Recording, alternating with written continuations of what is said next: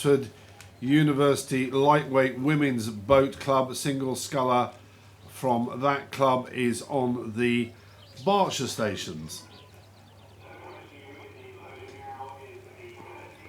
And we can see here that it is the sculler from Tideway Scullers that has Miss Davis, I believe it is, of Tideway Scullers School, that has lead over competitor number 98, Miss Edmonds of Oxford University Women's. And Rachel Davis from the Tideway Scullers. She's a very well-known sculler in Tideway circles. This is sheer delight coming up here when you've got nice calm water and you haven't got a huge amount of stream pushing you forwards or backwards or sideways.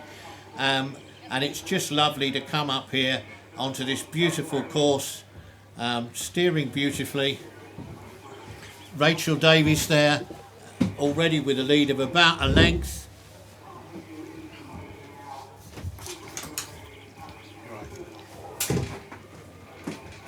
Over Danny Edmonds from Oxford University lightweights. All these scullers, being lightweights, have to be below 59 kilograms, and this morning, before they sculled their time trial, they would have had to weigh in. You have to weigh in between 2 hours and 1 hour before your race time, and you have to reach that 59 kilogram limit, and if you haven't, then it's on with the black plastic sacks and running up and down the towpath until you do. You have to race, and they'll have to weigh in again tomorrow morning, and those that are still around will have to weigh in again on Sunday morning to make that absolute limit. Lightweight rowing, one of the interesting things over the years is the very small differential in time and speed between lightweights and open weight scullers, and in fact because there is open weight but not lightweight sculling in the Olympics, there will be one or two lightweight scullers who have competing in the Olympics later on. That's the small gap between the various scullers. But Davis from Tideway Scullers not having it all her own way. Do excuse me. Edmonds from Oxford University lightweights, only just about a length down, overrating her a little bit. Lightweights, they tend to keep at high rate of striking.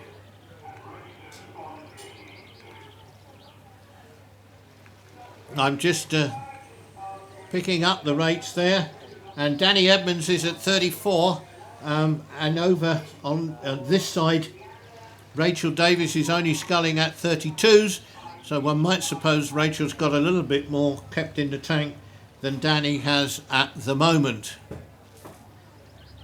But they're coming down now.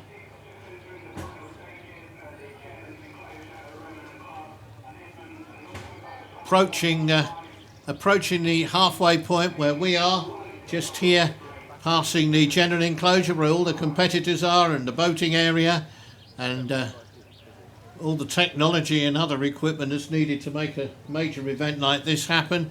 And we can see there's quite a challenge coming in on the far side from Danny Edmonds. She's been just under a length behind, but she's just increased her rate of sculling there. And then she has a little wobble. She's up at 36s, which is quite high for sculling. She's up at 36s, but she had that little wobble, and what momentum she had to come back doesn't seem to have worked, because as she had that little wobble, so Rachel Davis just looked across and thought, okay, I'll just take it up by a notch myself, and off they went. Meantime, we've got another race that's coming off the start. This is Peterborough City against Nottingham in the senior lightweight single sculls. Peterborough City represented by Camilla Plumb, and Nottingham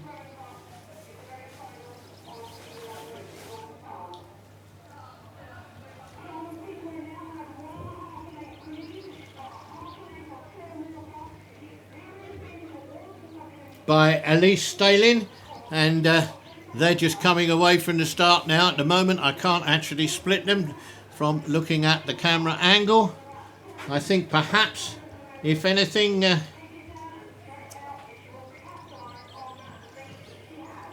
Camilla Plum from Peterborough may have a slight advantage on this side. They're just now coming away.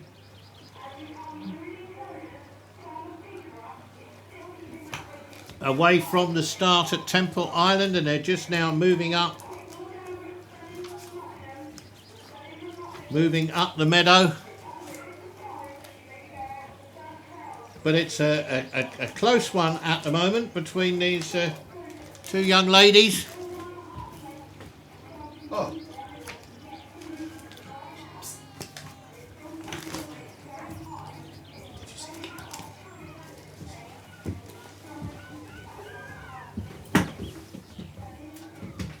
And Peterborough City, Camilla Plum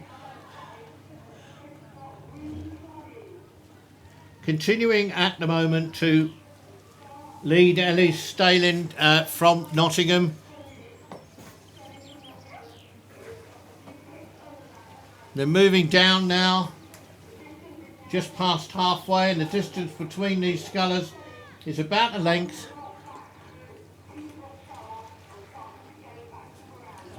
Lovely pink boat that Elise is sculling in today.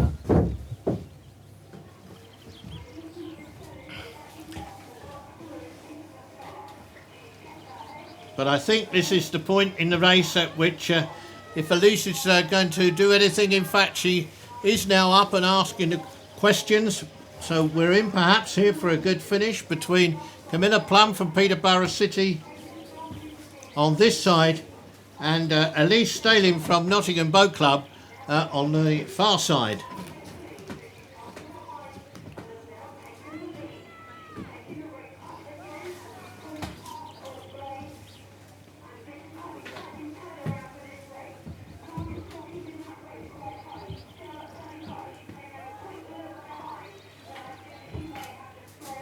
So Elise Stalin now with a length and a half. We're coming down towards the final couple of 100 metres of this race.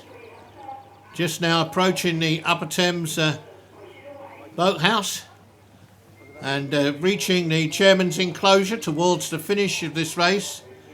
Meantime, we've now moved back to the next race. I think probably we can take it that Stalin might win that, but you can look at the results. They're all online. Just pop onto our website, and as soon as the results are cleared by the judges, they're up on our website. And this is race number 28, another heat of the senior lightweight single sculls. And in this one, we have Bath University, Laura Macro, and on the far side, we have from Ardingly, which is a lovely club down in Sussex, Dickens. And these two scullers are now comfortably on the track. They've been sculling for about a minute, and it's great having the sunshine, but it actually makes it quite difficult when looking at the screen to pick out who's doing what. As far as I can see at the moment is Laura Macro from Bath University has got a comfortable lead after only, less than a third of the course. She's got a 2-length lead, but both the scullers, they're supposed to be on either side of the river, but you can see that actually both of them are very close to the centre of the river. This is not always necessarily a good idea, because the sculler out in front here, in this case Laura Macro, if the water churned up by her left-hand scull interferes with the path of her opponent, then she can be done for interference. The only thing, of course, is that Dickens has got the whole of the far side of the river, and so the interference only happens if you're interfering on your opponent's station. But we can see now that there's some 3 lengths between these two young ladies as they reach Farley. They've done the first 500 metres now, and so maybe that doesn't matter too much. They seem both now to have also gone further back onto their station, and this race has settled down. But I think probably this race is beginning we got to the point where we can say with some authority, I think, that Laura Macro from Bath University in this heat of the senior lightweight single sculls is doing a good job. Meantime, we're going down below the start here. On the start now we have the next heat of senior double sculls. This is between on the right hand side of the screen from Oxford Brookes University. We have Imogen Mackie, and on the far side also from Oxford Brookes we have Georgina Phillips. So this is a keen internal battle between these two scullers from Oxford Brookes University.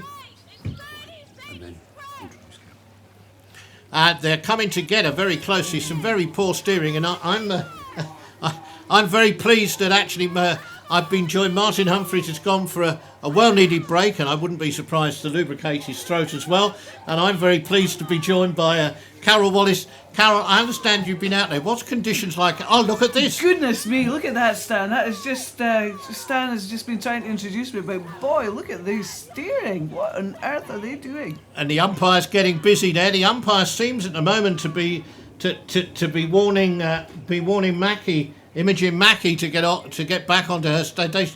No, he's back warning again. Still Imogen Mackie. So what's the impact likely to be on this race of this dodgy steering, Carol? Oh, it's certainly going to upset both scullers because neither of them will get off. You know, they're not far off the start, so it's really going to unsettle them for a long, long time, especially with the umpire so close, waving the flag like that.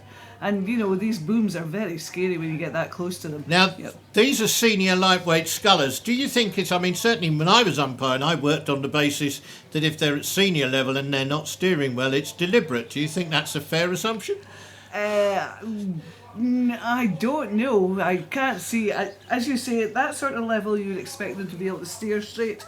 But from the very off, it didn't seem to be that good from my point of view. But of course, we are sitting at the side here in a funny angle.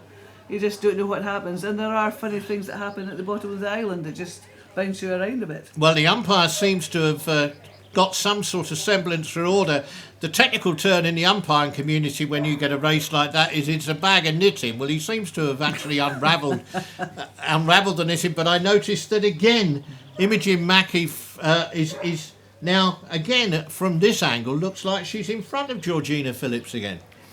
She certainly does look in front of them. They both seem to be hogging the middle of the course now. And that means that Imogen Phillips is rowing down that dirty water coming off Imogen Mackie's blades. But she still seems to be veering over to the wrong side from my point of view. I was going to say, that looks to me as though maybe her right arm is a little bit stronger than her left arm, and the umpire is warning yet again. I was just talking in the previous race about interference, and I certainly wouldn't like at this stage to be Georgina Phillips in second place getting all that dirty water. Oh, absolutely not. There's just you just don't get decent strokes. One blade will be in dirty water, one blade will be in clean. You're pulling sort of squint, which doesn't help your steering. It's not an easy race to do, and this is the view from another angle, and they still seem to be coming very close to each other. That umpire's arm's going to be well exercised. I was going to say, the pattern of the race in terms of who's winning and who's losing doesn't seem to have changed. Imogen Mackie got just about a length off the start, and here we are well into the second half of the race, and it's still just about a length. Maybe the Scullers have now settled down into their steering, perhaps because they're from the same club. There might have been a little internal club needle. Oh, well, we don't know the politics, and politics in clubs is often very interesting. There's certainly clear water now there by the looks of things. Imogen Mackie, they both look as though they've settled down into a fairly straight, bit more of a standard procedure for a race. You know, with so many warnings for these athletes, it's very hard for an umpire to say who's at fault, who isn't at fault. And as they go past us here, we can see both of them look to be Scullers.